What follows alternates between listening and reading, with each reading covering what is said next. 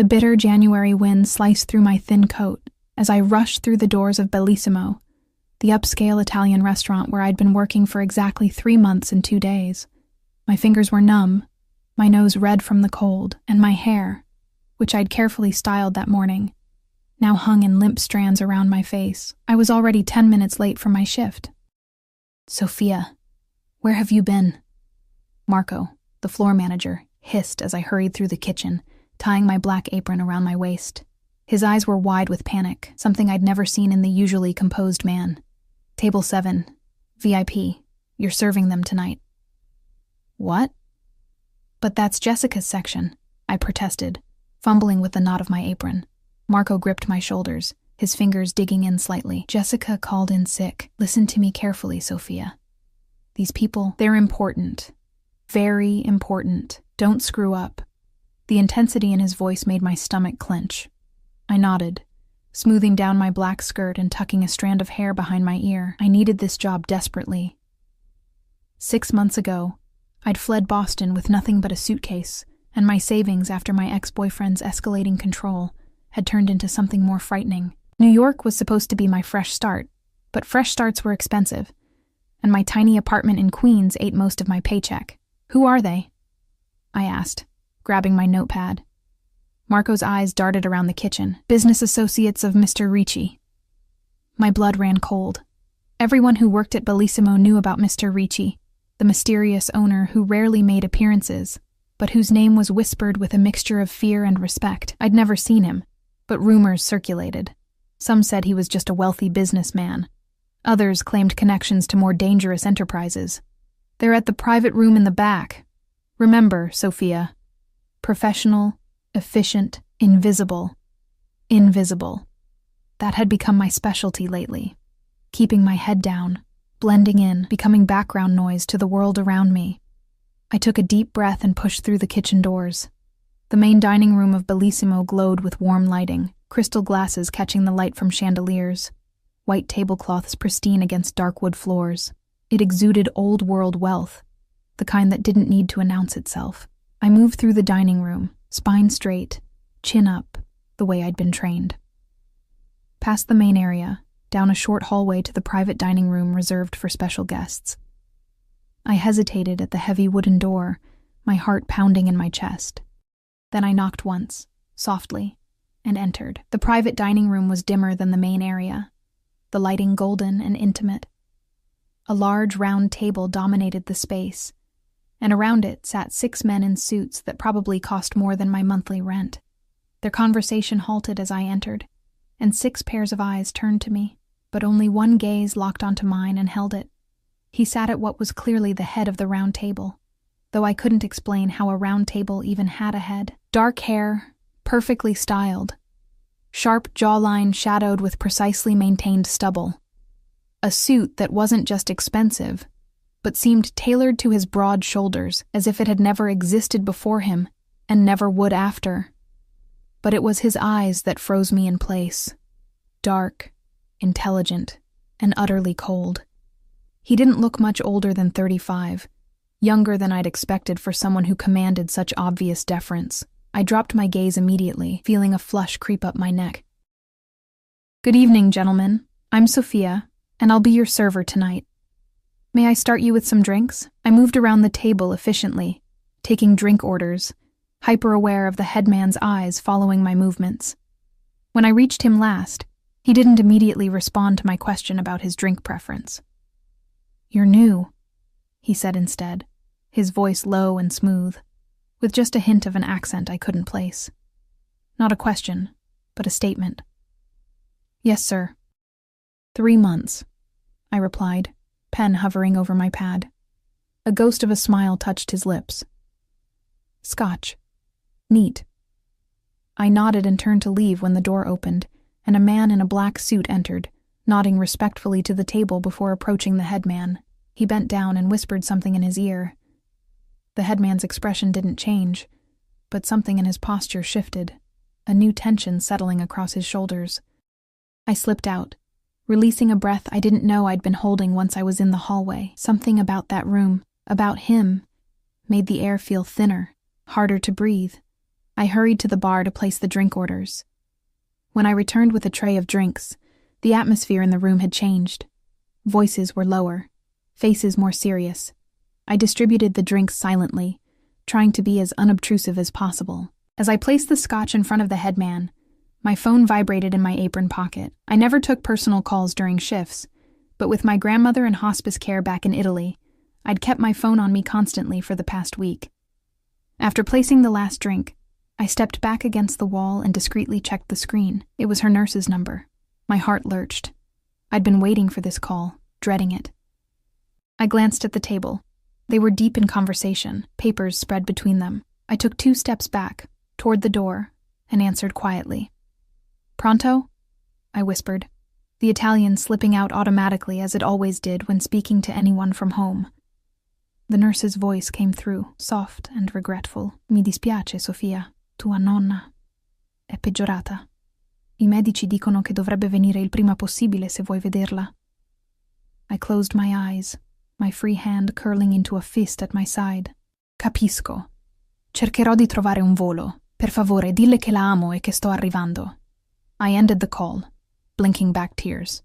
When I opened my eyes, I found the entire table silent, all eyes on me, but the headman's gaze was different now. Sharper, more focused, his head tilted slightly as if seeing me for the first time. I realized with a sinking feeling that I'd spoken Italian in front of them. Fluent. Native Italian. I apologize for the interruption," I stammered, slipping my phone back into my pocket. "Would you like to order your meals now?" The dinner proceeded with excruciating slowness. I moved in and out of the room, bringing courses, refilling drinks, clearing plates. Each time I entered, I felt the headman's eyes on me, following my movements with an interest that made my skin prickle. Once, when I leaned between 2 of the men to place a plate, I caught a drift of his cologne, something woody and expensive that somehow smelled like power. By the time dessert and coffee were served, my nerves were frayed. The men had shifted from business to more casual conversation, some in English, some in Italian. I understood every word, but kept my expression carefully blank as I'd been taught, invisible, professional, just part of the furniture. It was nearly midnight when they finally prepared to leave.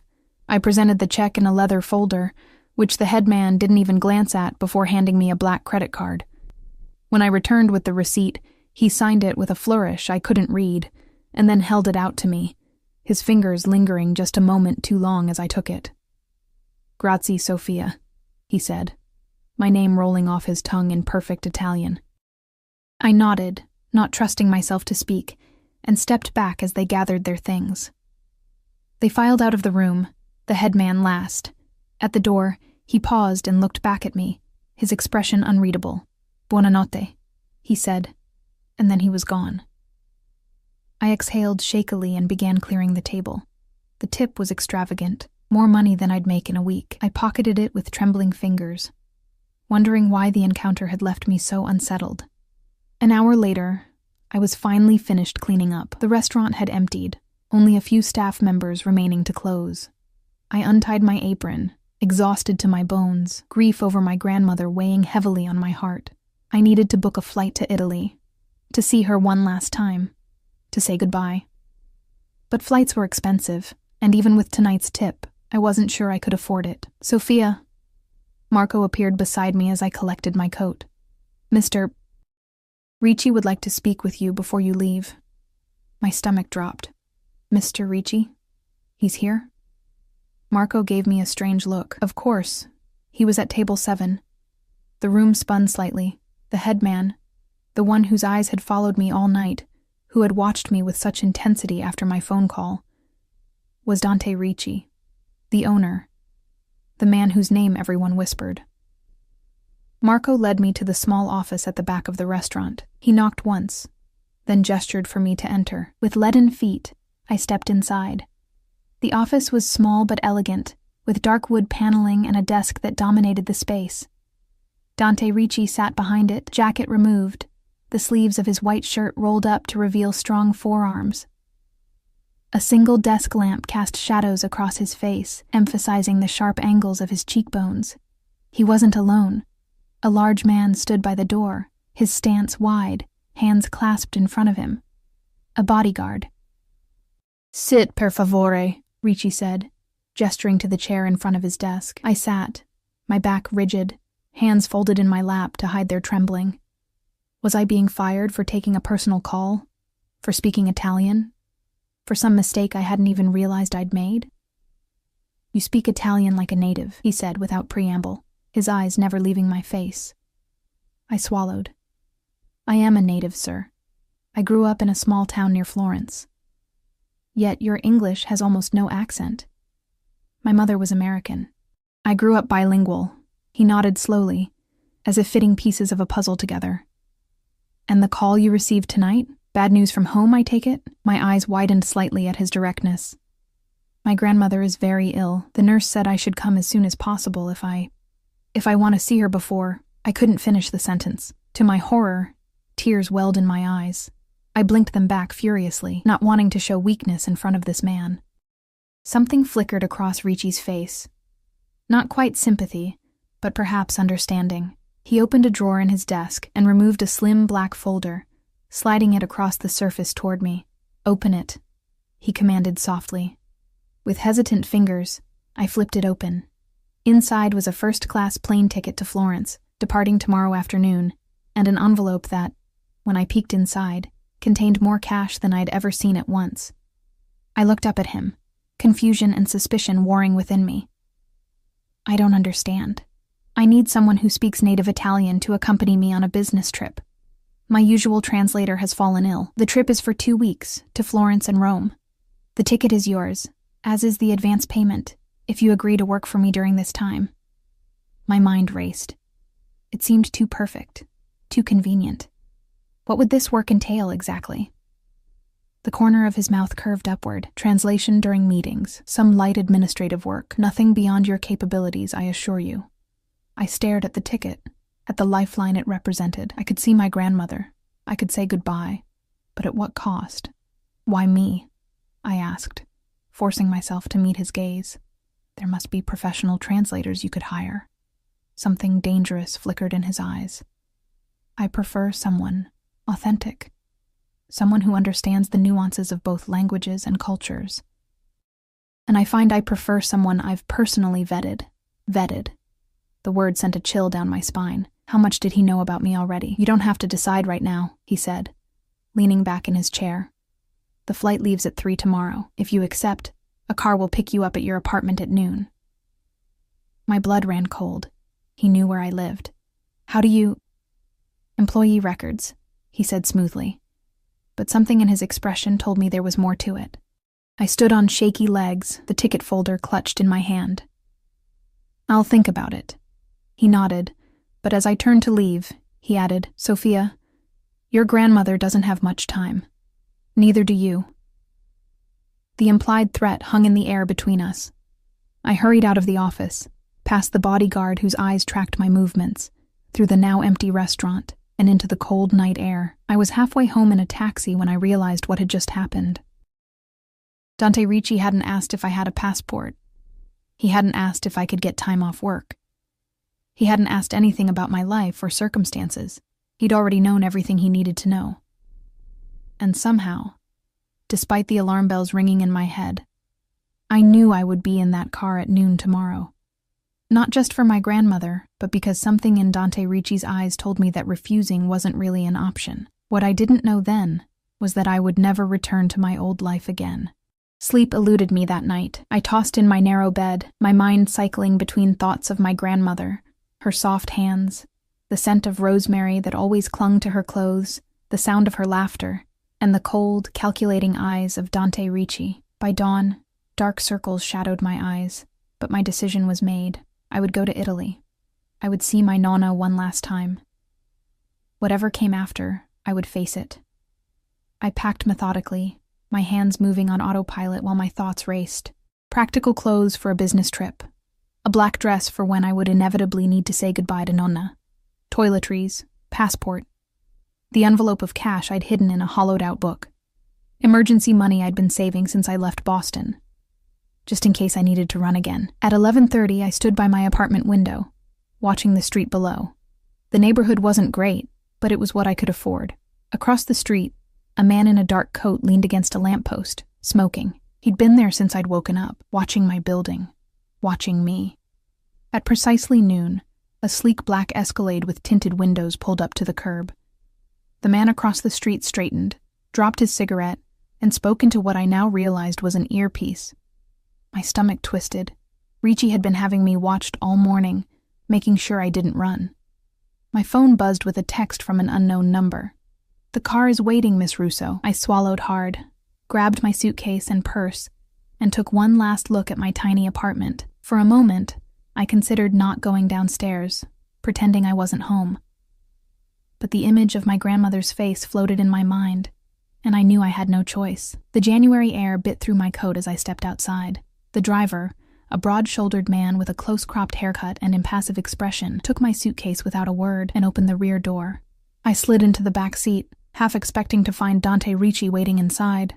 Instead, the car was empty, the black leather seats cool against my legs. "Where is Mr. Ricci?"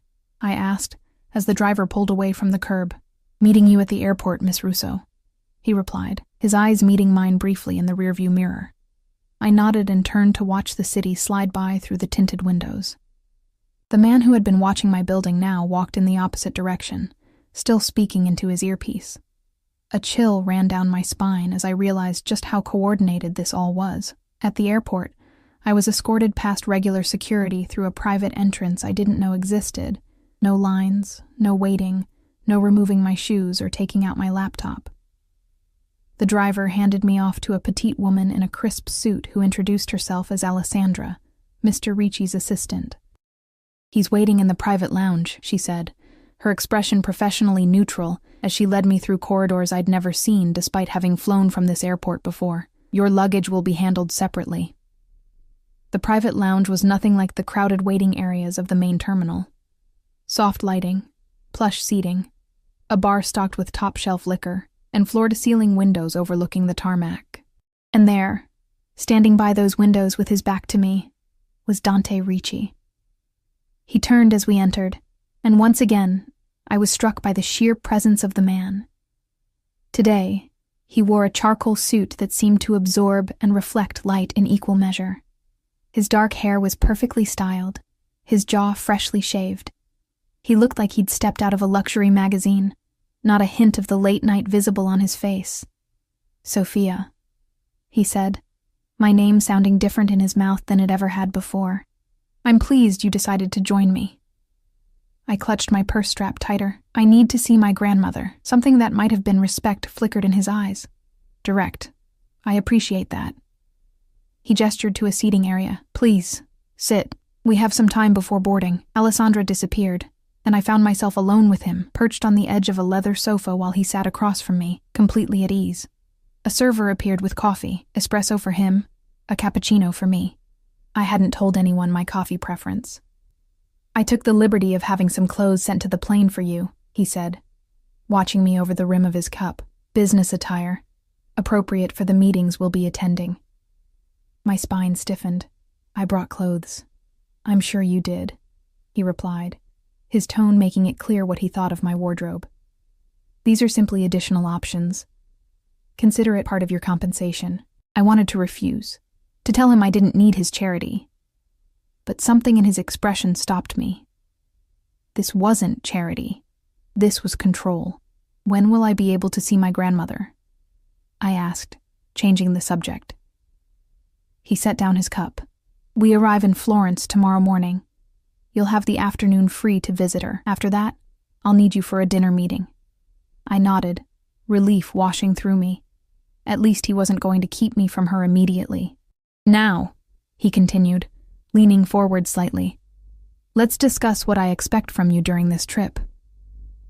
For the next 20 minutes, he outlined my duties, translating during meetings with Italian business associates who preferred not to speak English, accompanying him to dinners and social functions, handling some correspondence. Nothing that seemed outwardly inappropriate, yet the undercurrent of his words, the way his eyes never left mine, the implicit understanding that I was now in his orbit, made my skin prickle with unease.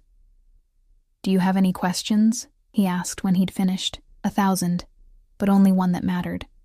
Why me? Really? He studied me for a long moment, his expression unreadable. Then he reached into his jacket and pulled out a slim folder, placing it on the coffee table between us. Open it. With hesitant fingers, I flipped it open. Inside was a photograph of me, taken 3 years ago at my college graduation. I was smiling, arm around my grandmother who had flown in from Italy for the ceremony. Next to it was a copy of my degree in international business and marketing from Boston University. Then came pages of what looked like a background check, previous addresses, employment history, even my credit score. The final page made my blood run cold.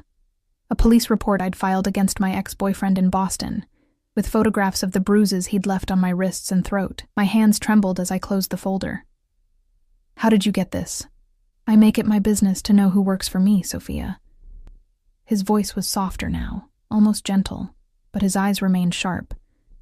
Even those who serve drinks in my restaurants. This goes beyond knowing your employees, I said, anger momentarily overriding my fear. This is an invasion of privacy. A ghost of a smile touched his lips. Privacy is a luxury few can truly afford. He took the folder back, tucking it into his jacket. To answer your question, I chose you because you're qualified. You're desperate, and you have no connections that would make you a security risk. No connections? I have family. A dying grandmother. He cut in. No parents. Both deceased. No siblings. No serious relationships since you fled Boston. Few friends in New York. You keep to yourself. Work hard. Send money to your grandmother's care facility every month. And try to be invisible. His eyes bored into mine. But you were never invisible to me, Sophia. A chill ran down my spine. How long had he been watching me? Since I started at the restaurant? Before. The implications made me dizzy. Our flight is ready, he said, standing abruptly. Shall we? In a daze, I followed him through another private exit, directly onto the tarmac where a sleek private jet waited, its engines already humming. No commercial flight, despite the first-class ticket he'd shown me. Of course not. Men like Dante Ricci didn't wait in boarding lines or sit among strangers. The interior of the jet was all cream leather and polished wood, with only 8 seats that looked more like thrones, plus a lounge area and what appeared to be a private bedroom at the rear. 2 flight attendants greeted us with deferential smiles. A man who could only be another bodyguard sat near the front, his bulk barely contained by his suit. And to my surprise, Alessandra was already seated, typing on a laptop. Make yourself comfortable, Dante said, gesturing to a seat. It's a long flight. I sank into the buttery leather, acutely aware that I was now truly trapped. 30,000 feet in the air, in a private jet, with a man who had been investigating me for God knows how long. A man who, if the rumors about him were true, was not just a restaurant owner, but someone with dangerous connections. Once we reached cruising altitude, a flight attendant brought champagne, which I declined, and then a garment bag, which she hung in a closet I hadn't noticed. Your additional wardrobe, Miss Russo, she said with a practiced smile. Dante had moved to sit with Alessandra, their heads bent over documents, speaking too quietly for me to hear. I tried to distract myself with the book I'd brought, but the words swam before my eyes. Eventually, exhaustion from my sleepless night overtook me, and despite my anxiety, I drifted off. I woke to the gentle touch of a hand on my shoulder. For a disoriented moment, I thought I was back in my apartment. Then my eyes focused on Dante Ricci's face inches from mine, and reality crashed back. We're stopping to refuel, he said, straightening. Stretch your legs if you'd like. We have about an hour. I blinked, looking out the window to see darkness had fallen. A small private airfield stretched beyond the window. Nothing like the major airports I was used to. Where are we? I asked, my voice husky from sleep. Iceland, he replied, shrugging into a coat. There's a lounge inside if you'd like to freshen up. Iceland. We weren't even following a normal flight path. I grabbed my purse and coat, following him down the steps of the plane into the frigid night air. My breath clouded in front of me as I hurried across the tarmac to a small, modern building that served as the terminal for private flights. Inside, Dante spoke briefly to his bodyguard, then disappeared down a hallway with Alessandra, leaving me momentarily unwatched. The realization hit me like a thunderbolt. This could be my chance. I could ask for help, try to get away. But then what? I was in Iceland, without my passport, which was in my carry-on still on the plane. I had some cash, but no way to get home. And my grandmother was still waiting for me in Florence. I found the women's restroom and locked myself in a stall, trying to breathe through the panic rising in my chest. What had I gotten myself into? The man had compiled a dossier on me, had me watched, and now had me on his private plane headed to Italy. Yet he hadn't actually threatened me or harmed me in any way. His interest in me was unsettling. But was it dangerous? By the time I emerged, having splashed cold water on my face and reapplied some makeup, I had decided to continue the journey. I would see my grandmother, fulfill whatever legitimate business duties Ricci required, and then reassess my situation. If things became threatening, I'd find a way out then. I found a small cafe area and ordered a tea, cradling the warm cup between my cold hands.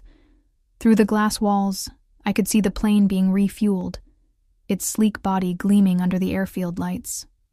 So absorbed was I in my thoughts that I didn't notice Dante approach until he slid into the seat across from me. "Feeling better after your rest?" he asked, his own cup of what smelled like espresso in hand.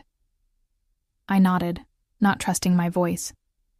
"Your grandmother's condition has stabilized slightly," he said, watching my face carefully. "I had my people check in with her facility. The doctor believes she'll hold on until we arrive." I nearly dropped my cup. "You checked on her? Why?" "It would be unfortunate if we arrived too late," he said simply. I dislike wasted journeys. His callousness should have angered me. But instead, an odd relief washed over me.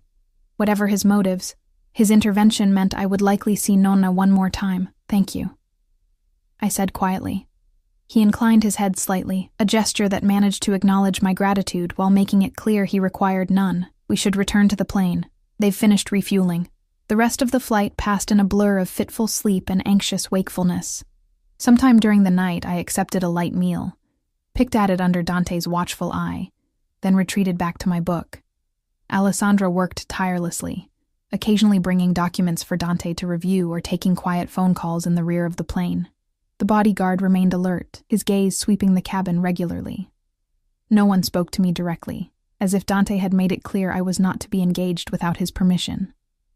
Dawn was breaking as we began our descent into Florence. Golden light spilled across the familiar landscape, illuminating the terracotta rooftops and the winding ribbon of the Arno River. Despite everything, my heart lifted at the sight of my homeland. As the plane touched down, Dante moved to sit across from me, his expression inscrutable. "We'll be staying at my villa in the hills," he said, straightening his cuffs. "A car will take you to see your grandmother this afternoon, then bring you back for the dinner meeting at 8. Not, I'll take you, but a car will take you. The distinction was clear. I would be transported like a package, where and when he wished me to go. "I understand," I said, my voice steadier than I felt. His eyes narrowed slightly, as if he'd expected more resistance. "Good." He handed me a small black phone. "Keep this with you at all times. It's secure and has my number programmed in. If there's an emergency, or if you need anything, use it." I took the device, another tether binding me to him. "Thank you."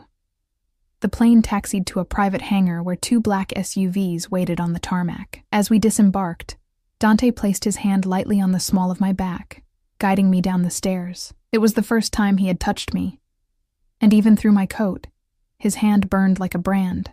"Welcome to Florence, Sophia," he murmured, his breath warm against my ear. Or should I say, welcome home.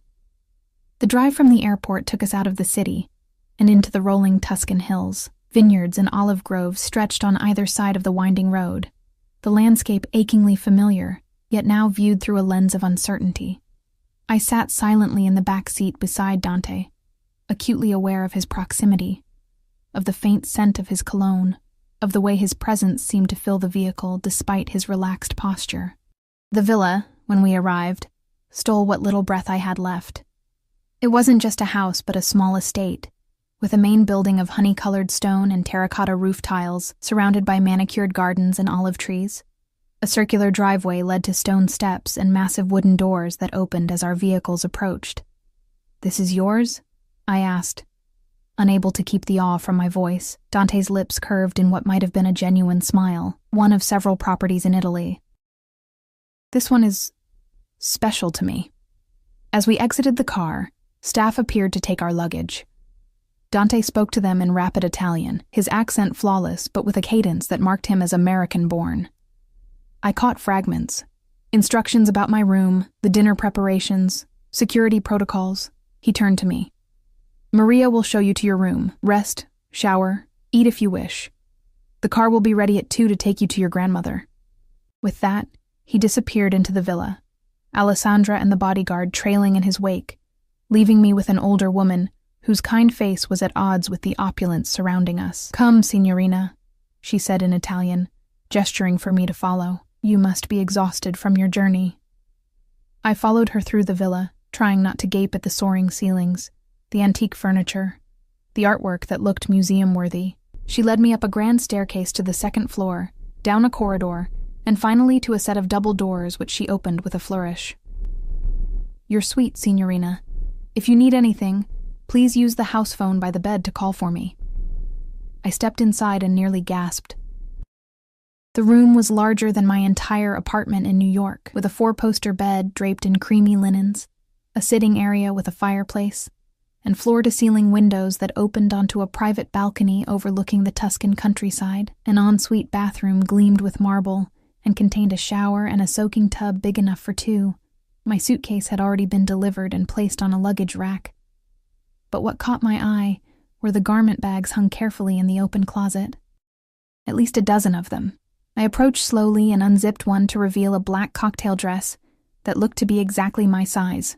Another contained a tailored blazer and pants in deep burgundy, designer labels, probably tens of thousands of dollars worth of clothing. On the bed lay a small velvet box with a note card beside it. With trembling fingers, I opened it to find a delicate gold necklace with a single pearl pendant.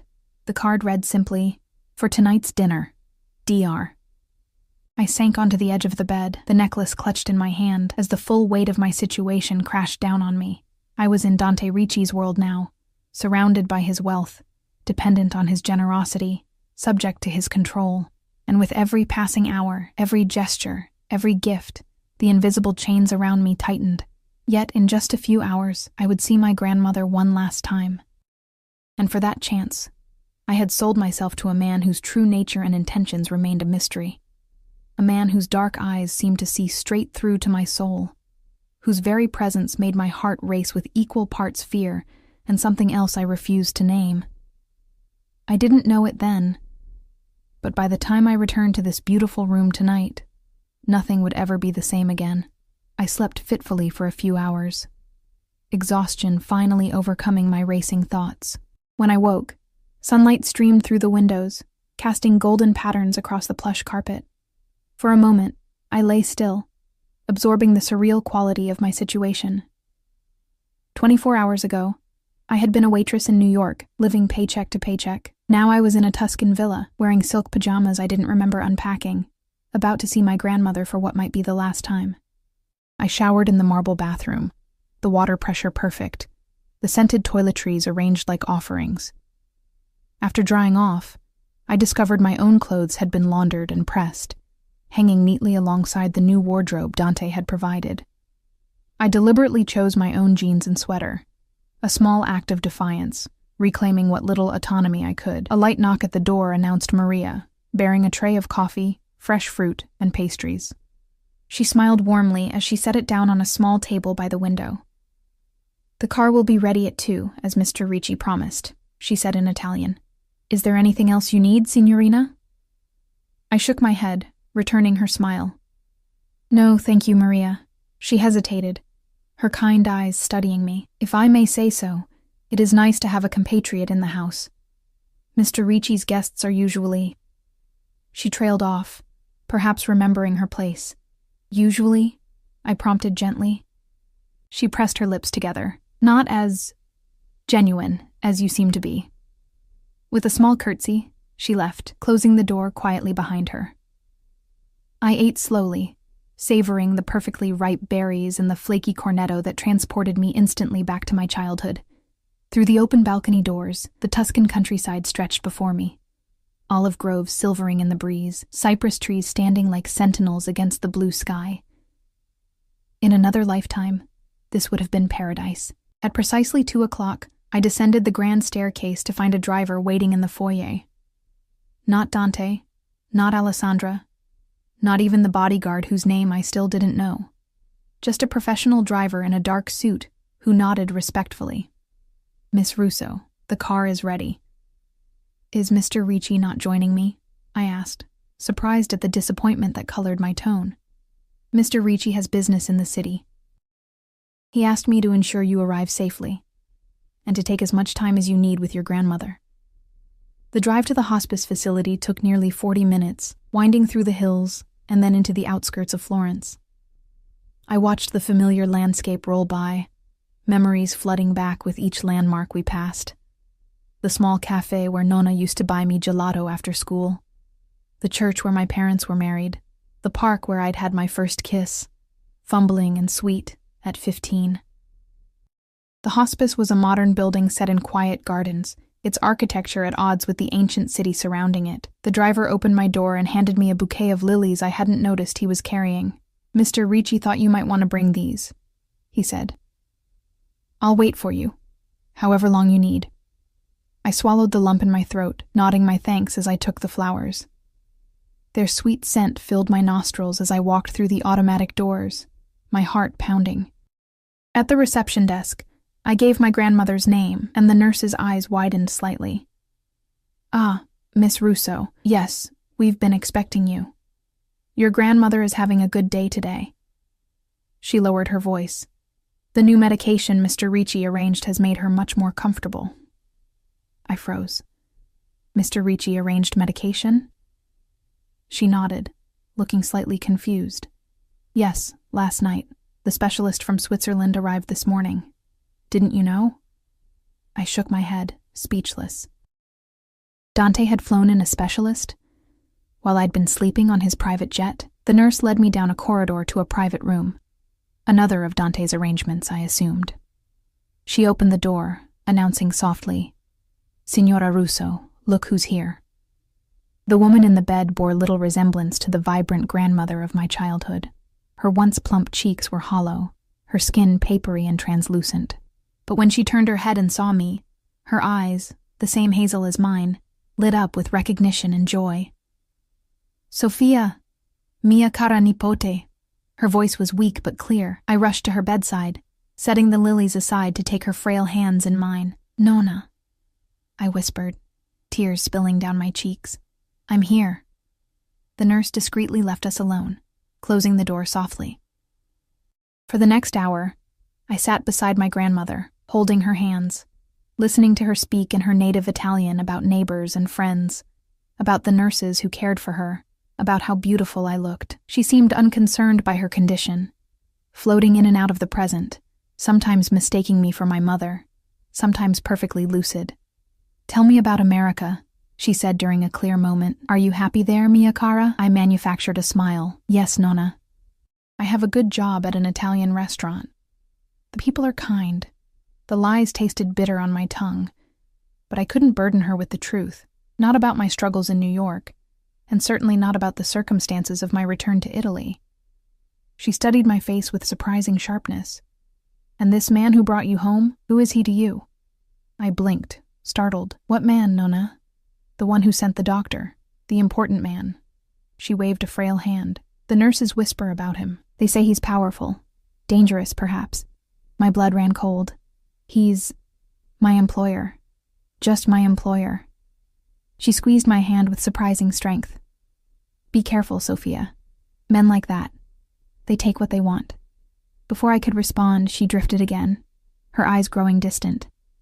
"Your grandfather was like that, you know. So handsome. So determined. When he decided he wanted me, there was no escape." A dreamy smile touched her lips. Not that I wanted to escape. I sat with her until she fell asleep, her breathing shallow but steady. The specialist must have been good. She seemed comfortable and no pain. I kissed her forehead and slipped out, finding the doctor at the nurse's station. "How long does she have?" I asked bluntly. The doctor, young, Swiss, with kind eyes, hesitated. "With the new medication, perhaps a week, perhaps 2. It's hard to say. The cancer has spread significantly, but we can keep her comfortable now." I nodded, tears threatening again. "Thank you for coming all this way." He looked slightly uncomfortable. Mr. Ricci was very persuasive and generous. He hesitated. "Your grandmother is receiving the best possible care, Miss Russo. I've left detailed instructions, and I'll be staying in Florence to monitor her condition." I thanked him again and made my way outside, where the driver still waited patiently. The sun was beginning to set, painting the sky in shades of pink and gold as we drove back to the villa. My emotions were a tangled mess: grief for my grandmother, gratitude toward Dante for arranging her care, and underlying everything, a persistent unease about his motives and the extent of his control over my life. When we arrived at the villa, Maria was waiting in the foyer. "Mr. Ricci asked me to help you prepare for dinner, Signorina. The guests will be arriving at 8. I checked my watch. Barely an hour to get ready. I followed her upstairs, where a hot bath had already been drawn, scented with jasmine and rose petals. On the bed lay one of the garment bags, unzipped to reveal a midnight blue cocktail dress with a modest neckline but a daringly low back. Beside it were matching heels, the pearl necklace Dante had gifted me, and a small clutch. "Mr. Ricci was very specific about the ensemble," Maria said, noting my expression. "He has an eye for these things, an eye and an unnerving knowledge of my measurements." I thanked Maria and assured her I could manage on my own. Once she'd gone, I sank into the bath, letting the hot water soothe my tense muscles and jumbled thoughts. By the time I emerged, skin flushed and hair wrapped in a towel, I had come to a decision. I would play along with whatever game Dante was playing, translate at his meetings, attend his dinners, wear his clothes, until I could determine his true intentions. I owed him that much for what he'd done for Nonna. But I would remain vigilant, guarded, ready to run if necessary. The dress fit perfectly, the fabric skimming over my curves as if made specifically for my body. It probably had been. I dried and styled my hair into loose waves, applied makeup with a careful hand, and clasped the pearl necklace around my throat. The woman who stared back from the mirror was a stranger, polished, elegant, the perfect accessory for a powerful man. I was fastening the straps of the heels when a knock sounded at my door. Expecting Maria, I called, "Come in." The door opened to reveal Dante himself, dressed in a perfectly tailored black suit, crisp white shirt, and midnight blue tie that exactly matched my dress. He stood in the doorway, one hand in his pocket, his dark eyes sweeping over me with an intensity that made my skin flush. "Perfect," he said simply, the single word sending an involuntary shiver down my spine. I stood, smoothing down the dress. "Thank you for the clothes, and for the specialist for my grandmother. That was unexpected." He stepped into the room, closing the door behind him. "How is she?" "Better than I expected. Comfortable." I swallowed. "They say she has a week or 2. He nodded, his expression unreadable. "The dinner tonight is important. 4 businessmen from Florence. Old money, old connections. They prefer to speak Italian even though they're fluent in English. It makes them feel they have an advantage. And you're letting them think they do?" I guessed. A ghost of a smile touched his lips. "Precisely. You'll translate everything accurately for me, but with one exception." He moved closer, his cologne enveloping me, subtle and masculine. "If they say anything particularly revealing or unguarded, you'll give me a signal. Touch your pearl." His fingers brushed my collarbone where the necklace lay, the contact brief but electric. "Then I'll know to pay special attention." I nodded, not trusting my voice with him standing so close. "One more thing," he said, reaching into his pocket. He withdrew a small velvet box, the second in as many days, to complete the look. Inside lay a pair of pearl earrings, clearly designed to match the necklace. Simple, elegant, and undoubtedly expensive. "I can't accept these," I said, finding my voice. "The clothes, the necklace, it's already too much." His expression hardened slightly. You can, and you will. Tonight you represent me. Everything must be perfect. I held his gaze. A small act of defiance. And after tonight? After these 2 weeks? What then? Something dangerous flickered in his eyes. Let's focus on tonight, shall we? He took the earrings from the box and held them out to me. Not putting them on me himself, but making it clear refusal wasn't an option. I took them, our fingers brushing, and put them on, feeling their weight against my neck. Another gift. Another invisible chain. The guests are arriving, he said, checking his watch. Shall we? He offered his arm, and after a moment's hesitation, I took it. His forearm was solid muscle beneath the expensive fabric of his suit. We descended the staircase together, and I could feel the eyes of the staff on us, curious, speculative. In the grand dining room, a table had been set for 6 with fine china, crystal, and silver. Alessandra was already there, speaking quietly with the staff. She looked up as we entered, her eyes flickering over me with professional assessment. The Bianchi brothers have just arrived, she informed Dante. They're in the drawing room with Mr. Cavallo. And Ferrero? Dante asked. En route, 5 minutes. Dante nodded and guided me toward the drawing room, his hand on the small of my back, proprietary and warm. Remember, he murmured in my ear as we approached the door. You're not just a translator tonight, you're an extension of me, my eyes and ears. The drawing room was a masculine space of leather and wood, with a crackling fire and the scent of expensive cigars already hanging in the air. 3 men turned as we entered. 2 who bore the similar features of brothers, perhaps in their 60s, and a younger man with sharp eyes and a sharper suit. Gentlemen, Dante said in English, his hand still firm on my back, allow me to introduce Sofia Russo, my associate. Sofia, meet Antonio and Marco Bianchi, and Vincent Cavallo. I smiled politely, as the men's eyes assessed me with varying degrees of subtlety. Antonio Bianchi, the elder brother, kissed my hand with old-world charm. Marco merely nodded. Vincent Cavallo's gaze lingered a beat too long, his handshake a fraction too familiar. The conversation shifted immediately to Italian, rapid and colloquial. You didn't tell us you'd found such a beautiful assistant, Ricci, Antonio said, his eyes still on me. Where have you been hiding her? Miss Russo recently joined my organization, Dante replied in perfect Italian. She'll be assisting with our discussions tonight. And she speaks Italian? Marco asked skeptically. I smiled. I was born in Florence, signore, I replied in flawless Tuscan Italian. I lived here until I was 18. The men exchanged glances, clearly reassessing me.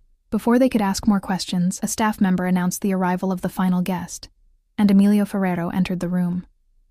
Unlike the others, he was younger, perhaps 40, and carried himself with the easy confidence of old money. His eyes found me immediately, his smile predatory.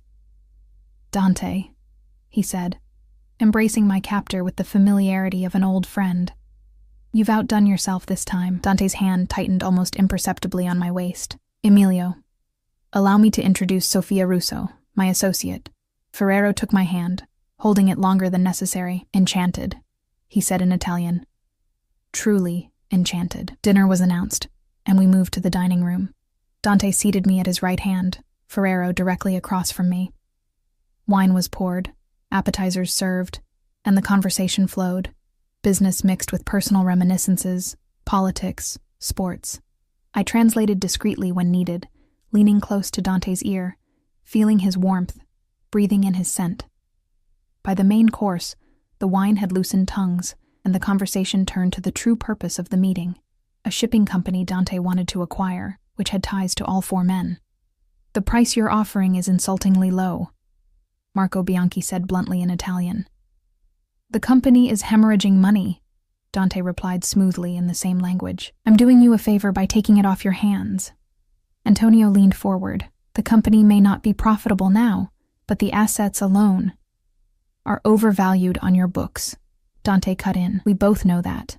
The conversation grew more heated, more technical. I translated faithfully, impressed despite myself at Dante's command of the business details and his negotiating skills. He was ruthless but fair, pressing advantages without being greedy. Then, as the dessert was being served, Ferrero leaned toward his companions and said in rapid Italian, assuming Dante wouldn't catch it, "Let him have the company. The real value is in the warehouse contents in Livorno. He doesn't know about those yet." My fingers instinctively touched the pearl at my throat. Dante's eyes flicked to my hand, then back to Ferrero, his expression never changing. "Gentlemen," he said in English, "I believe we're making progress. Let me propose a revised offer." He outlined new terms that included, to my surprise, full inventory rights to all properties, including the Livorno warehouses. The four Italians froze, exchanging alarmed glances. Ferrero's eyes narrowed as they fell on me. "You said she was just an assistant," he said in Italian, voice cold. "I said she was my associate," Dante corrected, also in Italian, "and a very valuable one." The atmosphere in the room shifted, tension crackling beneath the veneer of civility. I kept my expression neutral, but my heart hammered in my chest. I had just exposed something these men had tried to hide, something potentially worth millions, based on their reactions. Negotiations continued for another hour, growing increasingly complex. By the time the men finally left, close to midnight, a deal had been reached, one that clearly favored Dante, though the others seemed grudgingly satisfied. I stood beside him in the foyer as he bid them farewell, his hand possessively at my waist. Ferrero was the last to leave, his eyes cold as they moved between us. "You should be more careful about who you trust, Dante," he said in Italian, his gaze lingering on me. "Beautiful women have a way of complicating matters." "I trust Miss Russo implicitly," Dante replied, his tone leaving no room for argument. "Good night, Emilio." When the door closed behind them, I exhaled a breath I hadn't realized I was holding. Dante turned to me, and for the first time that evening, he smiled. A genuine smile that transformed his face and sent an unwelcome flutter through my stomach. "You were perfect," he said, leading me toward his study. "Come, we should talk." His study was warm, lit by a fire and several lamps that cast a golden glow over the leather-bound books lining the walls. He poured 2 glasses of amber liquid from a crystal decanter and handed one to me. "2 successful negotiations," he said, raising his glass. I sipped the whiskey, letting it burn a path down my throat. "Those warehouses, they're important?" "Very." He loosened his tie, the gesture strangely intimate. "What they're storing there could cause significant legal issues for all 4 men, if discovered by the wrong people." "Illegal goods?" His eyes met mine over his glass. "Let's just say customs officials are easily distracted by the right incentives." I set my glass down, suddenly exhausted. "Why are you telling me this? Why involve me in something potentially illegal?" He moved closer, his presence overwhelming in the confined space. "Because you've proven your value tonight, and because I want you to understand what you're part of now." "Part of?" I echoed, taking an instinctive step back. "I'm here to translate for 2 weeks. To see my grandmother." "That's our arrangement." Something darkened in his eyes. "Arrangements can change, Sophia." "Not this one," I said firmly, finding courage in desperation. "I fulfilled my end tonight. I expect you to honor yours." For a long moment he studied me, his expression unreadable. Then, to my surprise, he nodded. "Of course. You'll see your grandmother whenever you wish. The car and driver are at your disposal." Relief washed through me. "Thank you." "But," he continued, taking another step toward me, closing the distance I'd created, "I think we both know this arrangement has evolved beyond what we initially discussed." My back hit the bookshelf as I retreated. He placed a hand on the shelf beside my head, effectively caging me in. His face was inches from mine, his cologne enveloping me, his eyes dark and intent. "You felt it tonight," he said, his voice low. "How well we work together, how perfectly you fit into my world." "I don't belong in your world," I whispered, my voice betraying me with its tremor. "Don't you?" His free hand came up to touch the pearl at my throat, his fingers brushing my skin. "You wear it as if you were born to it." I couldn't deny the electricity between us, the way my body responded to his proximity despite all my mental warnings. It terrified me, this unwanted attraction to a man who collected people as casually as he collected businesses, who'd had me investigated, who'd orchestrated this entire situation.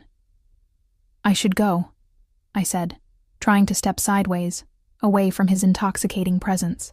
"It's late." His hand moved from the pearl to cut my cheek, gentle but firm. "Sophia," he said, my name almost a caress. "Don't run from this. From me." "I don't even know who you really are," I protested weakly. "What you really do." A shadow crossed his face. "Perhaps that's for the best, for now." Before I could respond, his lips were on mine, surprisingly gentle for a man who took what he wanted without asking. The kiss was brief, questioning rather than demanding, and he pulled back before I could decide whether to respond or resist. "Good night, Sophia," he said, stepping away, releasing me from the cage of his presence. "Sleep well." I fled, my heart pounding, my lips burning from his kiss, my mind a chaos of conflicting emotions. In my room, I stripped off the beautiful dress and the pearls, scrubbed the makeup from my face, and stood under the shower until my skin was raw and pink, trying to wash away the feel of him. But as I slipped between the silk sheets of the enormous bed, I knew with sinking certainty that no amount of water could cleanse me of Dante Ricci. For better or worse, I was marked by him now, branded by his kiss, chained by his gifts, bound by whatever dangerous game he was playing. And the most terrifying part wasn't that I didn't know the rules of his game. It was that, despite everything, a part of me wanted to play. Sleep came in fitful bursts, my dreams a chaotic blend of my grandmother's frail face, Ferrero's cold eyes, and Dante's lips on mine. I woke just after dawn, tangled in silk sheets, my heart racing.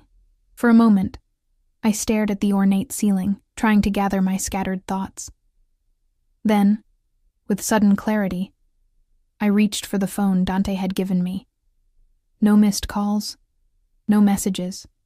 I hadn't really expected any. It was barely 6 a.m. But the sight of the blank screen brought both relief and disappointment. After last night's kiss, I half expected... what? A summons? An apology? I wasn't sure which would be worse. I pulled myself from bed and padded to the balcony, wrapping a plush robe around me against the early morning chill. The Tuscan countryside spread before me, bathed in the golden light of dawn, mist clinging to the valleys between rolling hills. In the distance, a farmhouse stood sentinel among vineyards, smoke curling from its chimney. So peaceful, so normal, a stark contrast to the turmoil within me. My own phone, my real one, not the one Dante had given me, lay on the nightstand. I picked it up, hesitating only a moment before dialing the hospice. A nurse answered, her voice hushed. "She had a comfortable night," she assured me when I asked about Nonna. "The new medication is working well. She's sleeping now, but you're welcome to visit later this morning." I thanked her and hung up, relief washing through me. Another day at least. Another chance to sit with Nonna, to hold her hand, to say the things that needed saying. A soft knock at the door announced Maria with a breakfast tray, fresh fruit, yogurt, pastries still warm from the oven, and strong Italian coffee that smelled like home. "Buongiorno, signorina," she said cheerfully, setting the tray on the small table by the window. "Did you sleep well?" "Well enough," I lied, accepting the cup of coffee she poured for me. "Thank you, Maria." She busied herself opening the curtains wider to let in more light, straightening items on the dresser that didn't need straightening. I recognized the behavior. She wanted to talk, but was hesitating. "Is there something else, Maria?" I asked gently. She turned, her kind face troubled. "The dinner last night, it went well?" I nodded, sipping my coffee. "I believe so. Mr. Ricci seemed satisfied with the outcome." Maria glanced toward the door as if checking we were truly alone, then lowered her voice. "Be careful, signorina. Those men, especially Ferrero, they are not good men." My hand stilled halfway to a pastry. "You know them?" "I have worked in this house for 15 years. I have seen many such dinners, many such men." She twisted her hands in her apron. "And many young women brought here by Mr. Ricci." My stomach clenched. "Many women?" She nodded, her eyes sad. "Some stay a few days, some a few weeks. They wear beautiful clothes, attend his meetings and parties, and then they disappear." "Disappear?" My voice was barely a whisper. Maria's eyes widened. Oh, not like that, Signorina. They go home, back to their lives. But changed somehow. Sadder, perhaps, or harder. She shook her head. Mr. Ricci is not cruel, not like some. But he takes what he wants, and when he is finished, she trailed off. But her meaning was clear. I was not the first woman Dante had brought to this villa, dressed up like a doll, and used for his purposes. Whatever his interest in me, my language skills, my vulnerability, or something else entirely, it would be temporary, and when it ended, I would be discarded like the others. Why are you telling me this? I asked. Maria's weathered hand covered mine briefly. Because you have kind eyes, because you speak to me as a person, not a servant, and because I saw how he looked at you last night.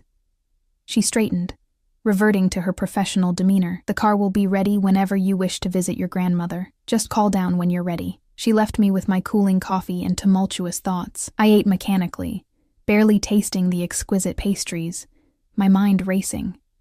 If Maria was right, I was just the latest in a string of women Dante had collected, used, and discarded.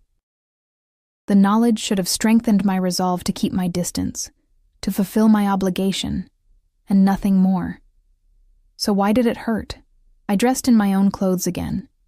Jeans, a sweater, boots, pulled my hair into a simple ponytail, and applied minimal makeup.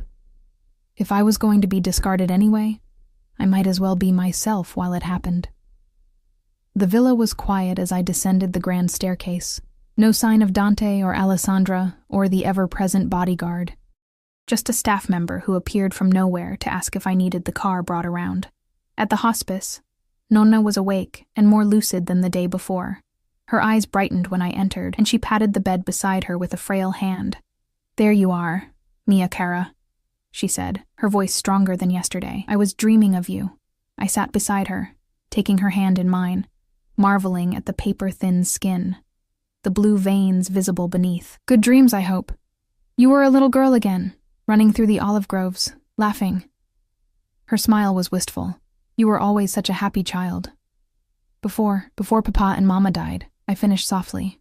She nodded, her eyes filling with tears. "Life was not kind to you, Piccola. Too much loss for one so young." I squeezed her hand gently. "I had you, Nonna. You were enough." We sat in comfortable silence for a while. The only sounds the beeping of monitors and the distant murmur of hospital activity. Then Nonna fixed me with a surprisingly sharp gaze. "Tell me about this man, Dante Ricci."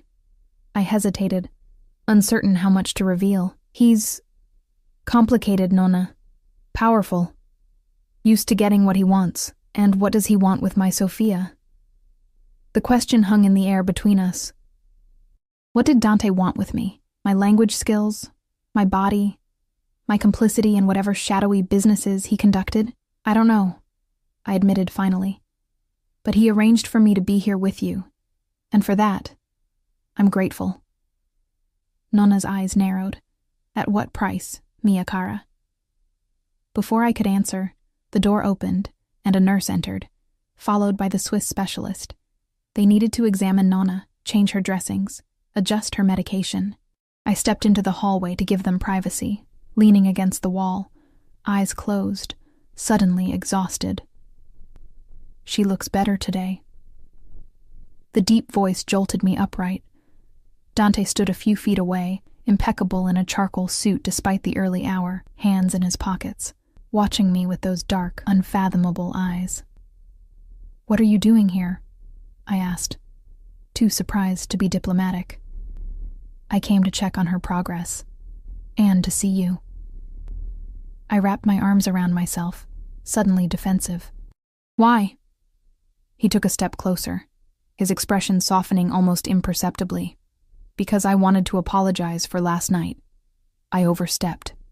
Of all the things I expected him to say, an apology wasn't among them. I stared at him, searching his face for signs of manipulation or deceit, but found only what appeared to be genuine regret. "Yes, you did," I agreed finally. The ghost of a smile touched his lips. "You're not going to make this easy, are you?" "Should I?" "No," he admitted, the smile growing more pronounced. "That's what makes you different. The word echoed Maria's earlier warning about the other women he'd brought to the villa. I looked away, unwilling to let him see the hurt in my eyes. "The doctors say she's responding well to the new treatment," he said after a moment, changing the subject. "She's more comfortable, more alert. That's good news." I nodded, grateful despite myself. "Thank you again for arranging it. I know it must have been expensive, getting the specialist here so quickly." He waved away my thanks. It was nothing. But it wasn't nothing. Not to me. Not to Nonna. Whatever his motives, he'd given me these precious final days with her. That debt couldn't be easily dismissed. The door opened, and the doctor emerged. He nodded respectfully to Dante, then turned to me. "She's doing well, all things considered. The treatment is giving her more good days, more clarity. It's the best we can hope for at this stage." "Can I go back in?" I asked. "Of course. She's asking for you." He hesitated. "She's tired, though. Try not to stay too long." I nodded and moved toward the door, then paused, looking back at Dante. "Are you coming in?" Something like surprise flickered across his face before he schooled it back to impassivity. "Would you like me to?" The question was genuine, I realized with a start. He was actually asking my preference, not assuming or commanding. It was such a small thing, but it felt significant. "Yes," I said quietly. "I would." Inside, Nonna's eyes widened as Dante followed me into the room. I made the introductions, watching as he approached her bedside with unexpected gentleness, taking her frail hand in his strong one, speaking to her in fluent Italian about Florence, about the weather, about how brave her granddaughter was. Nonna, never one to be intimidated even by powerful men, fixed him with a penetrating stare. "You are the one who brought my Sophia back to me." It wasn't a question, but Dante answered anyway. "Yes." "Why?" He glanced at me, then back to her. "Because she deserved the chance to say goodbye, and because I needed her help." Nonna nodded slowly, as if he'd confirmed something she already suspected. "And when you no longer need her help? What then?" I felt my cheeks flush with embarrassment. "Nonna, please," but Dante held up a hand, silencing me gently. "A fair question." He looked directly into my grandmother's eyes. "I don't know yet. That will depend on Sophia." An honest answer, or at least it sounded like one. Nonna studied him for a long moment, then nodded again, apparently satisfied. "You have your father's eyes," she said unexpectedly. Dante stiffened, his expression suddenly guarded. "You knew my father?" Nonna's eyes took on the slightly distant look they sometimes did when she was drifting between past and present. "Many years ago, before he left Italy for America." She patted his hand. "He was a good man, beneath it all." "I hope you are the same." The atmosphere in the room had shifted, tension radiating from Dante like heat from a furnace. I stepped in, changing the subject, asking Nonna about her breakfast, about whether she'd slept well. The moment passed, but I caught Dante watching my grandmother with new interest, as if reassessing her. We stayed another hour, the conversation flowing surprisingly easily between the three of us. Nonna told stories from my childhood. Some I remembered, some I didn't. Dante listened intently, asking questions, laughing at the appropriate moments. By the time Nonna's eyelids began to droop with fatigue, a strange camaraderie had formed in the small hospital room. "We should let you rest," I said, kissing her forehead. She caught my hand. "Come back tomorrow, mia cara. Bring him if you like." Her eyes twinkled with something like mischief. "He's more handsome than your grandfather was. I'll give him that." "Nonna!" I exclaimed, mortified. Dante chuckled, the sound rich and genuine. "It would be my pleasure, Signora Russo." He bent and kissed her hand with old-world courtesy. "Until tomorrow." In the corridor outside, I turned to him, curious. "What did she mean about your father? Did they really know each other?" His expression closed off immediately. "Your grandmother is confused. My father never lived in Italy." The lie was so obvious it took me aback. Why deny something so inconsequential? Unless it wasn't inconsequential at all. "We have a meeting in Milan this afternoon," he said, changing the subject abruptly. "The car will take us to the airfield in an hour. You should wear something from the wardrobe I provided. something professional. Just like that, he was back to issuing commands, the momentary vulnerability gone. I bristled at his tone but held my tongue. If Nona had indeed known his father, it might explain his interest in me. A connection I hadn't considered. It wasn't much, but it was a thread to pull, a potential insight into the enigma that was Dante Ricci. "I'll be ready," I said simply. The drive back to the villa was silent, Dante absorbed in his phone, responding to emails and messages with rapid keystrokes. I stared out the window, my mind racing with new questions. Who was Dante's father? How did Nona know him? And why did the mention of him cause such tension? At the villa, I hurried to my room to change. In the closet, I found a tailored navy pantsuit that I had to admit was both beautiful and practical. I paired it with a simple white blouse and low heels, applied minimal makeup, and pulled my hair into a sleek chignon. Professional, polished, but still me. When I descended to the foyer, Dante was waiting, speaking in low tones with Alessandra. He looked up as I approached, his eyes sweeping over me with approval. "Perfect," he said, echoing his assessment from the previous night. "The helicopter is ready." Helicopter, of course. Why drive when you could fly? The journey to Milan took less than an hour in Dante's private helicopter. We landed on the roof of a gleaming skyscraper in the financial district, where another car waited to take us to our meeting. This one was with executives from a shipping company, the same one he'd negotiated for at the dinner. The formalities were already complete. This was simply to finalize details and sign documents. I translated when necessary, though most of the Italians spoke excellent English. My role seemed more symbolic than practical. A show of Dante's cultural sensitivity, perhaps, or simply a display of his resources. The beautiful bilingual assistant at his side, a living accessory to his power. Throughout the meeting, I felt Dante's eyes on me, not constantly, but in brief, intense glances when he thought I wouldn't notice. Something had shifted between us since our visit to Nona, though I couldn't quite define what. There was a new awareness, a new tension, electric and unsettling. After the meeting, we had lunch at a rooftop restaurant with panoramic views of Milan. Just the two of us, Alessandra and the bodyguard at a discreet distance. "You did well today," Dante said, pouring wine into my glass without asking if I wanted it. "The CFO was impressed with your financial vocabulary." I took a small sip of the wine. Exquisite, of course. I did minor in finance, before I switched to international business. "I know." At my raised eyebrow, he added, "The background check, remember? How could I forget?" He probably knew more about my academic history than I did at this point. "Your grandmother," he said after a moment. "She's a remarkable woman." I smiled despite myself. "Yes, she is. She raised me after my parents died, worked 2 jobs to put me through school, never complained." My smile faded. "She deserves better than this end. Death comes for us all, Sophia. The manner of it is less important than what we leave behind." I looked at him, surprised by the philosophical turn. "And what do you hope to leave behind, Dante?" He considered the question, swirling the wine in his glass. "An empire that won't crumble when I'm gone. A legacy that means something." "Children?" I asked, the question slipping out before I could stop it. His expression darkened. "Perhaps.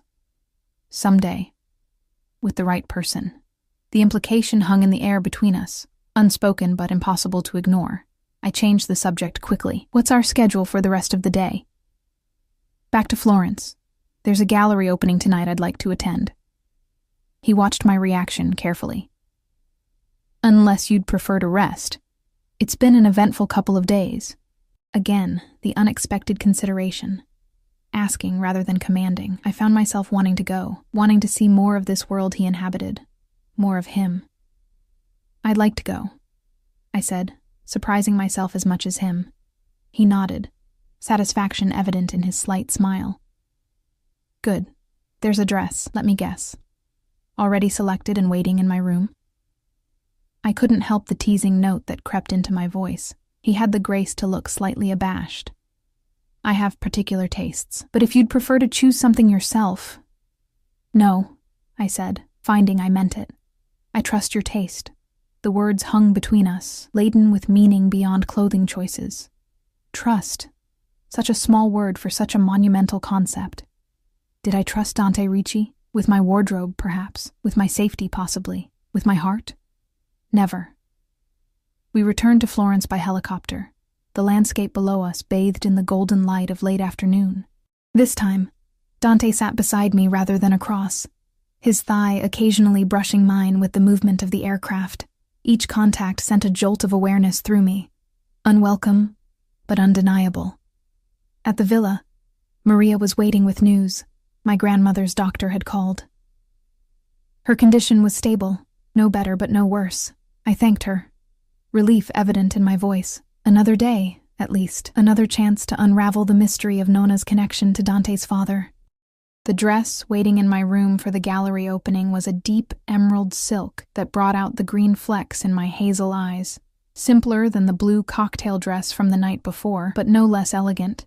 Beside it lay a small velvet box, this time containing an antique gold bracelet set with tiny emeralds.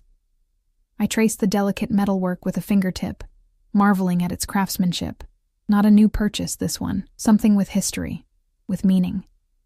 Another chain, another beautiful tether binding me to Dante. I showered and dressed, arranging my hair in loose waves over one shoulder. The dress fit perfectly, as I knew it would. The bracelet caught the light as I moved, glinting like captured stars. A knock at the door announced Dante, impeccable in a black suit with a tie that matched my dress exactly. His eyes darkened as they swept over me, appreciation evident in their depths. "You look beautiful," he said simply. "Thank you." I touched the bracelet self-consciously. "This is exquisite. Vintage?" "It belonged to my mother." His voice was carefully neutral. "It suits you." The revelation stunned me into silence. His mother's bracelet.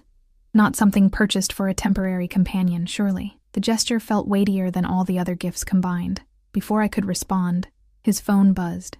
He checked it, frowning slightly. "There's been a change of plans. The gallery opening has been moved to a private viewing at the owner's villa. More exclusive. Fewer people." He looked at me. "Is that still acceptable?" Again, asking rather than telling. I nodded, curious about this new venue, this new side of Dante that seemed to be emerging. The one that sought my consent, that shared family heirlooms, that looked at me as if I were something precious rather than just convenient. The drive to the gallery owner's villa took us higher into the hills, along winding roads bordered by cypress trees.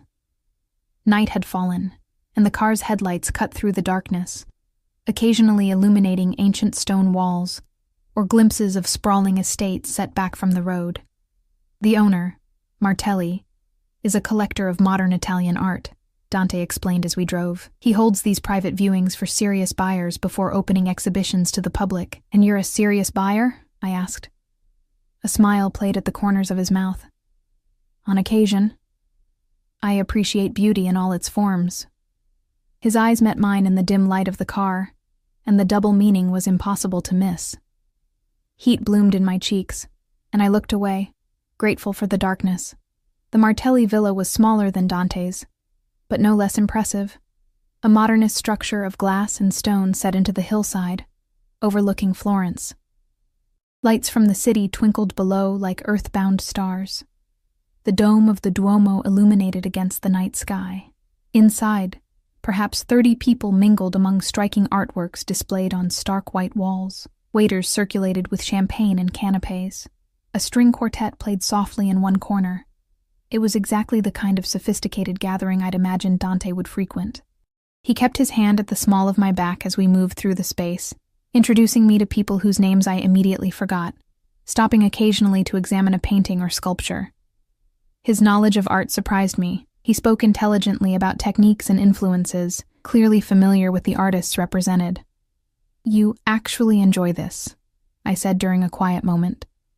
"It's not just for show." He raised an eyebrow. "Did you think it would be?" I shrugged. "Men in your position often collect art as status symbols, not because they appreciate it." "Men in my position?"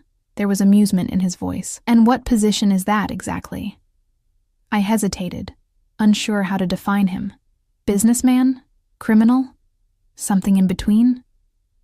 Powerful, I said finally. Wealthy, used to displaying your success. He nodded, conceding the point. True, but I've found that life offers few genuine pleasures. Art is one of them. Before I could respond, a tall, elegant man with silver hair approached us, arms outstretched. Dante. Finally, you grace us with your presence. Carlo. Dante embraced the man briefly. The exhibition is spectacular. Carlo beamed, then turned curious eyes on me. And who is this vision? Sofia Russo, a colleague and friend, Dante said, surprising me with the designation. Sofia, Carlo Martelli, our host and the finest curator in Florence. I shook the older man's hand, noting the way his eyes moved between Dante and me, clearly seeing more than colleague and friend in our body language. A pleasure, Miss Russo. Any friend of Dante's is a friend of mine. He leaned closer, conspiratorial. He's been alone too long. It's good to see him with someone worthy of his attention. Before I could correct his assumption, Carlo was pulled away by another guest, leaving me with Dante, who looked both amused and slightly embarrassed by his friend's forwardness. Sorry about that, he said. Carlo has been trying to marry me off for years. He thinks I work too much. Do you? I asked, genuinely curious. He considered the question. Probably. But my work is complicated. It doesn't leave much room for conventional relationships. Because of the hours, or because of the nature of the work? His eyes sharpened, assessing me. Both. We moved on to examine a striking abstract canvas, but the conversation lingered in my mind. What exactly did Dante do that made relationships so difficult?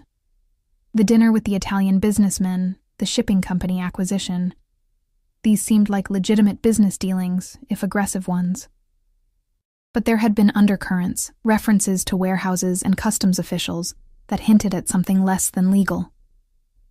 As we circulated through the gallery, I noticed a familiar face, Emilio Ferrero, one of the men from last night's dinner. He was speaking intensely with a younger man in a corner, not yet aware of our presence. I touched Dante's arm, nodding discreetly in Ferrero's direction. Dante's expression hardened almost imperceptibly.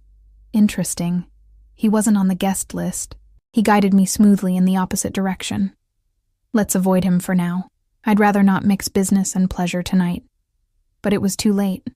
Ferrero had spotted us and was making his way through the crowd, a predatory smile on his face. Ricci, he said, extending his hand. What a pleasant surprise. Dante shook his hand, his expression pleasant, but guarded. Emilio, I didn't expect to see you here. Martelli and I go way back. Ferrero's eyes moved to me, lingering on the emerald bracelet at my wrist. Miss Russo, lovely to see you again. That's a beautiful piece. I nodded my thanks, uncomfortable under his scrutiny. There was something cold in his eyes, something calculating that made my skin crawl. If you'll excuse us, Dante said, his hand returning to my back. Sofia was just admiring the Bianchi sculpture. We moved away, but I could feel Ferrero's eyes following us. Once we were out of earshot, Dante leaned close, his breath warm against my ear. He's not here by accident, he murmured. And he recognized my mother's bracelet. A chill ran down my spine. Is that significant? Dante's expression was grim, very. It means he knows who you are to me. And what am I to you? I asked, the question slipping out before I could stop it. His eyes met mine, dark and intense. More than you should be, he said softly. More than is safe for either of us. Before I could process what he meant, a commotion near the entrance drew everyone's attention. 3 men in dark suits had entered, their stance and demeanor screaming security, or perhaps something more official. They scanned the room with practiced efficiency, then moved toward our host, Carlo, who looked surprised and concerned. Dante's posture changed instantly, tension radiating from him. He took my elbow, steering me toward a side exit. We need to leave, now. Why? Who are they? Guardia di Finanza, he said grimly. Financial police. Not people I want to speak with tonight. My heart rate accelerated. Financial police meant investigations, possibly arrests. And Dante was clearly anxious to avoid them. which told me more about his business dealings than any direct explanation could have. We slipped through the side exit and down a service corridor, Dante moving with the confidence of someone who had mapped escape routes in advance. A different car waited at a service entrance, with a different driver, not the one who had brought us. As we pulled away from the villa, I saw Ferrero watching from a window, his expression satisfied, triumphant even. "He set us up," I said, realization dawning. "Ferrero. He knew the police would be there." Dante nodded, his expression hard as granite. "Yes, he did, but why? What does he gain?" Dante was silent for a long moment, his eyes on the road ahead. When he finally spoke, his voice was low, controlled, but with an underlying fury that sent a shiver through me. "Because he wants what I have, what I've built. And he thinks you're my weakness." I stared at him, processing his words, the implications. Am I? His eyes met mine in the darkness of the car, fierce and possessive. "Yes," he said simply. "You are." Silence enveloped us as the car sped through the Tuscan night, Dante's admission hanging in the air between us. I was his weakness. The thought was both terrifying and intoxicating. This powerful, dangerous man had allowed me, a simple waitress he'd known for mere days, to become his vulnerability. "What happens now?" I asked finally, my voice barely audible over the purr of the engine. Dante's jaw was tight, his eyes fixed on the dark road ahead. "Now we adapt. Plans change. We leave Florence tomorrow." My heart lurched. "But my grandmother will come with us," he said, his tone brooking no argument. "I've already made arrangements. A private medical transport to my property in Switzerland. The Swiss doctor will accompany her. She'll receive the best possible care, Sophia, I promise you that." The decisiveness of it stunned me. In the space of minutes, he had completely rearranged our lives, mine and Nona's, without consultation, without hesitation.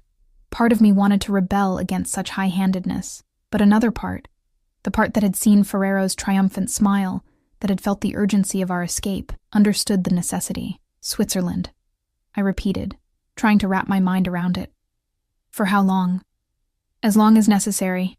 His hand found mine in the darkness, his grip firm and warm.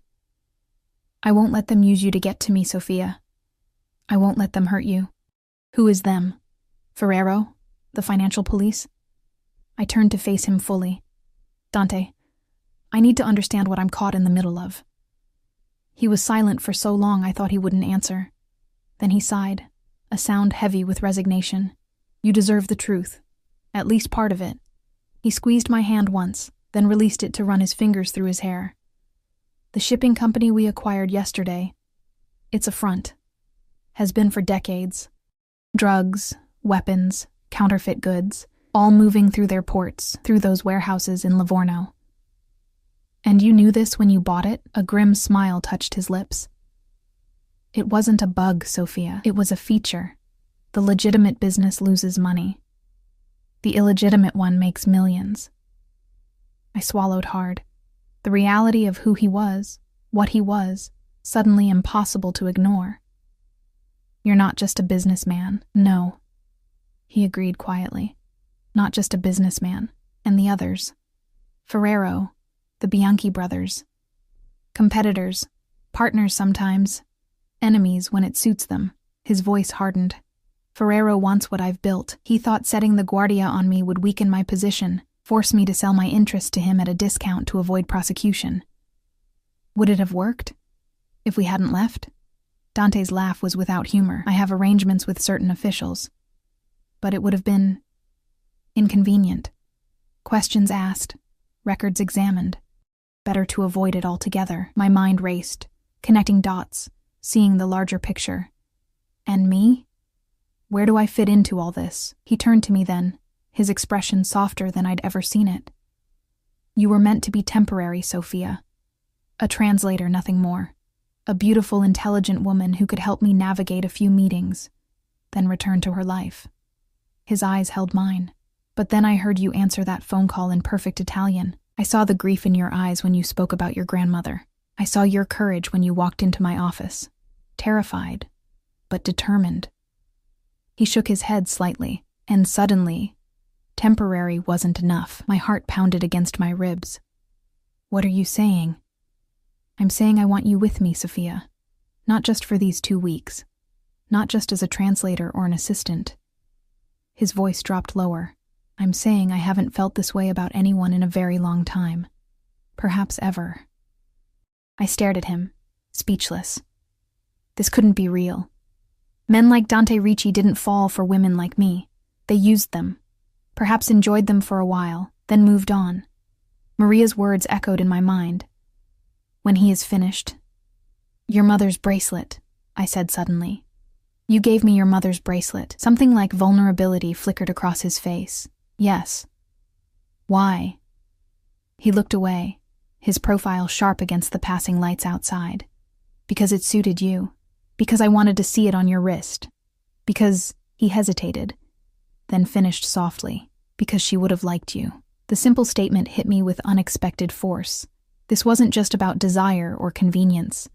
This was deeper, more significant. I thought of how he'd spoken with my grandmother, the genuine connection they'd formed. I thought of how he'd arranged for her medical care, not just once, but twice now. Your father, I said, pieces clicking into place. Nonna did know him, didn't she? That's why you were interested in me from the beginning. You saw my name on the employee records and recognized it. Dante nodded slowly. Antonio Russo. He worked for my father in the early days before I was born. They were close. More than colleagues. He glanced at me. When I saw your name, I was curious. When I had you investigated and discovered you were his granddaughter, I was intrigued. My grandfather died before I was born, I said quietly. Nonna never spoke much about him. He died in service to my father, Dante said, his voice solemn. A debt my family has never properly repaid. The revelation stunned me. All this time, all these inexplicable connections, they had roots decades deep, in relationships I'd never known about, in a world I'd never been part of. Is that why you helped me? Guilt? A debt? At first, perhaps, he admitted. But not anymore. His eyes found mine again, intense even in the dim light. Not since I met you. Not since I kissed you.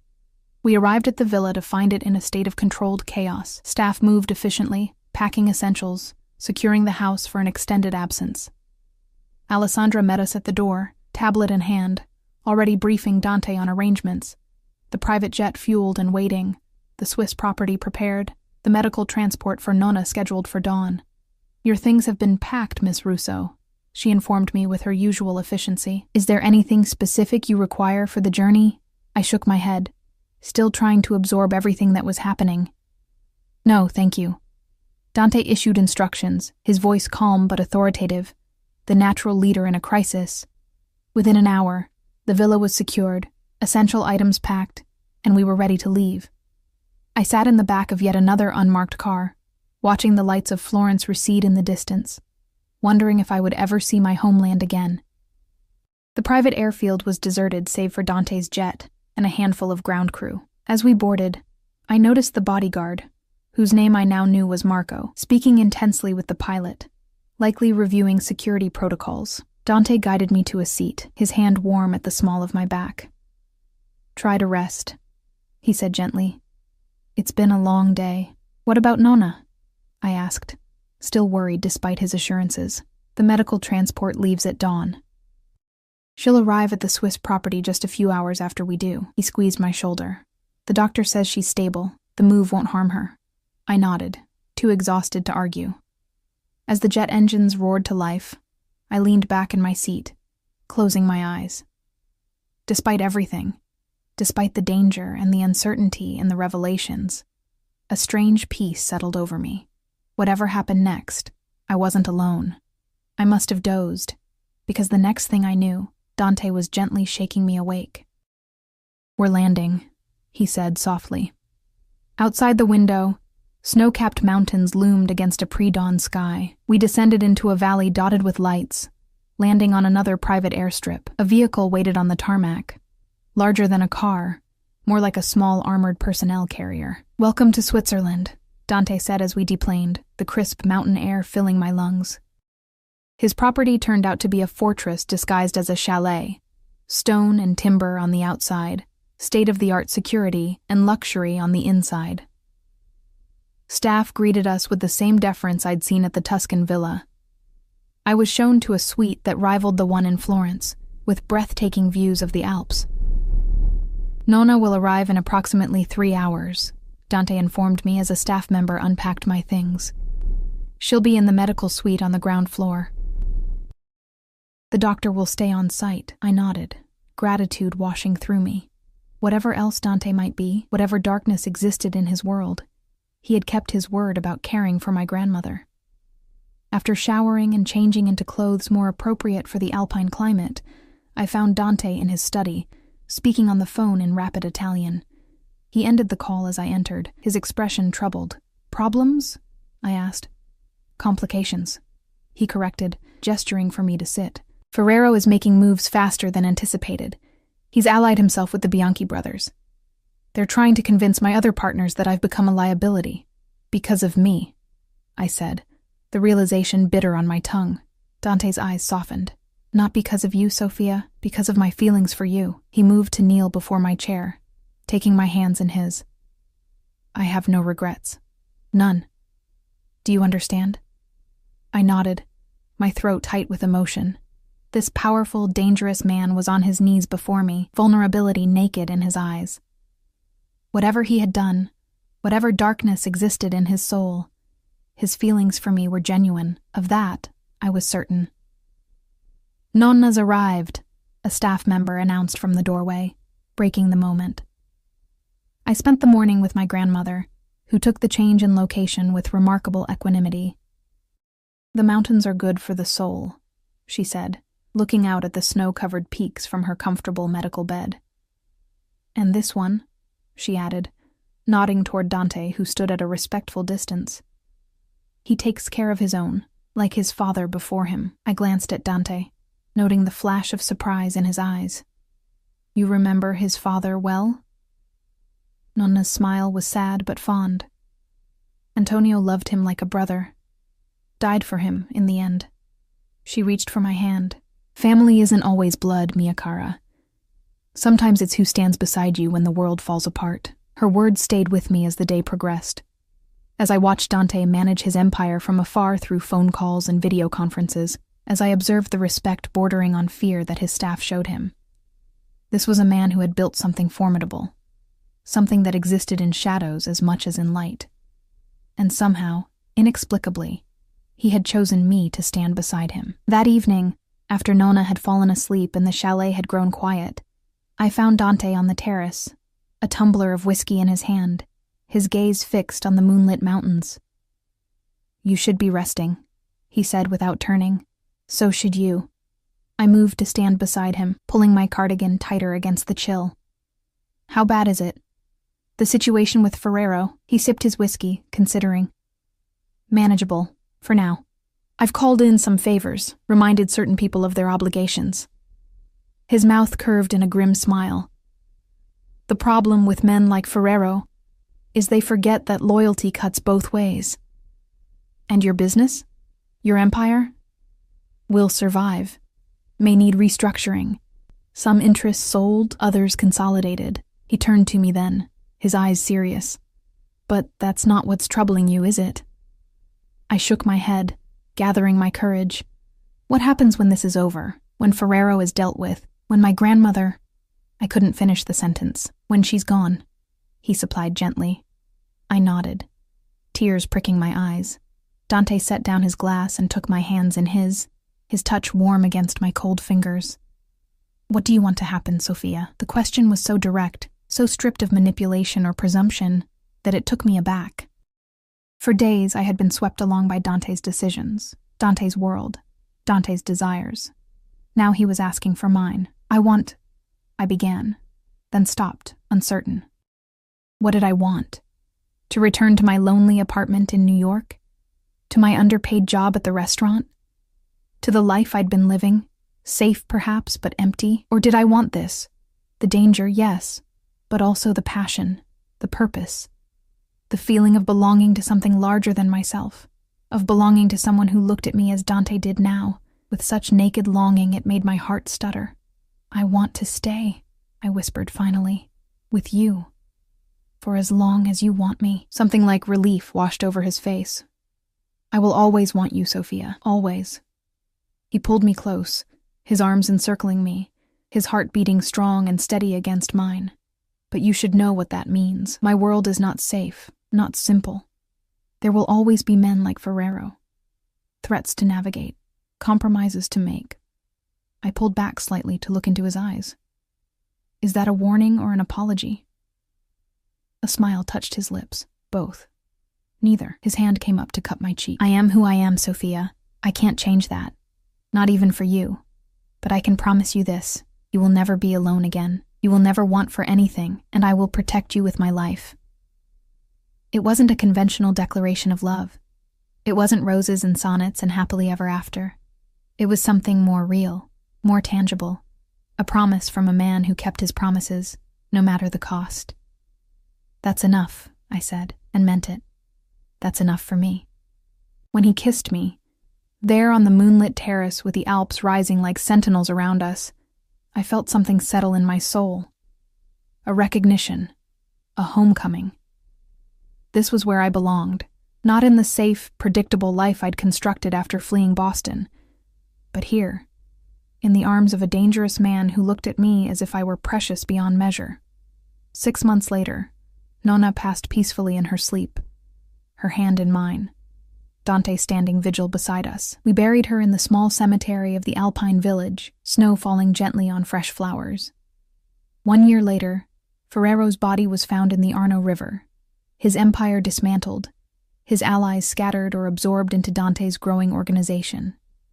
I never asked for details. Some questions are better left unasked.